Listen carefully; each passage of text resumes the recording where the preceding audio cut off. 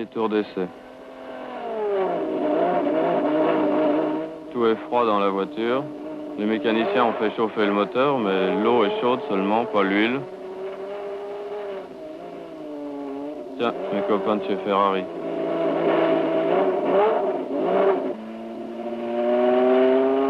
L'huile est encore froide, les plaquettes de frein sont froides, les pneus sont froids. Je vais donc progressivement attendre que tout monte en température.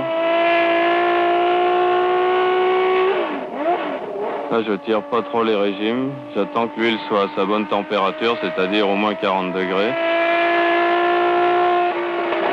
Jusqu'au terre-trois rouge, à peu près, je ne vais pas tirer dans la voiture. Je vérifie que toutes les pressions sont bonnes. Il y a encore une camionnette sur le circuit. En fait, je rattraperai des voitures pendant la course qui iront guère plus vite que ça. Et là, j'arrive au terre-trois rouge qui commande le début de la ligne droite. Tout commence à être en température et là, je vais pouvoir commencer à tirer sur la voiture. J'étais en seconde, troisième,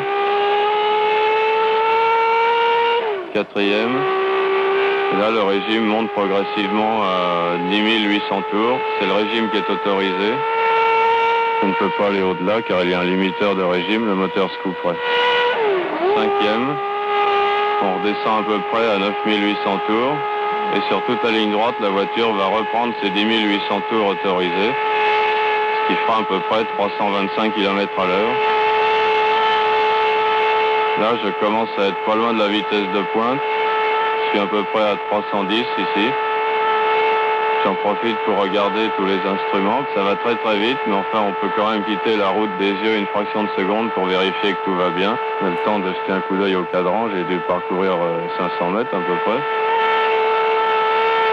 Là, je soulage un tout petit peu pour la courbe de Hunaudière parce que c'est le premier tour, mais normalement ça passe absolument à fond, à 320 à l'heure. Et voilà la bosse de la fin de la ligne droite.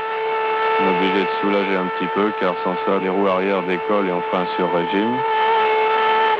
Et le freinage, on arrive donc à 320 à l'heure pour un virage qui se prend à peu près à 60 à l'heure.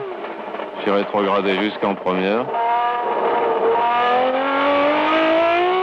Seconde. Troisième.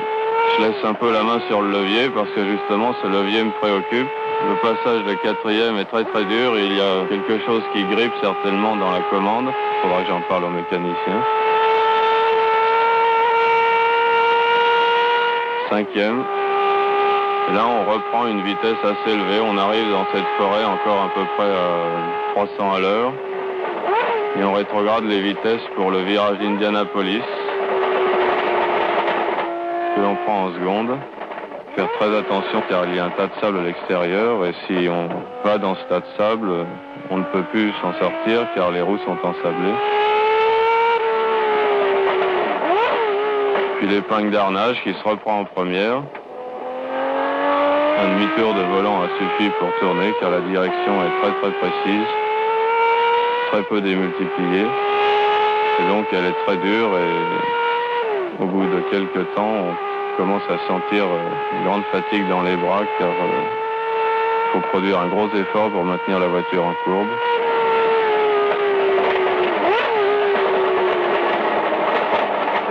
Et là on aborde le nouveau circuit.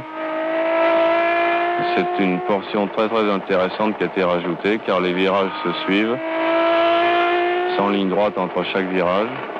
Ils sont tous en dévers, ils glissent beaucoup et demandent beaucoup de pilotage.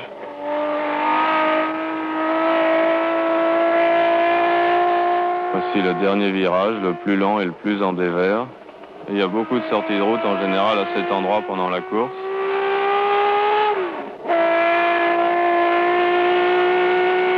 Et on termine par la chicane Ford qui a été installée à cet endroit pour que les voitures passent moins vite devant les tribunes principales afin qu'il y ait moins de danger pour les spectateurs. Je m'arrête au stand après le premier tour pour que les mécaniciens vérifient que tout a bien fonctionné, qu'il n'y a pas de fuite, puis je pourrai repartir pour faire un tour.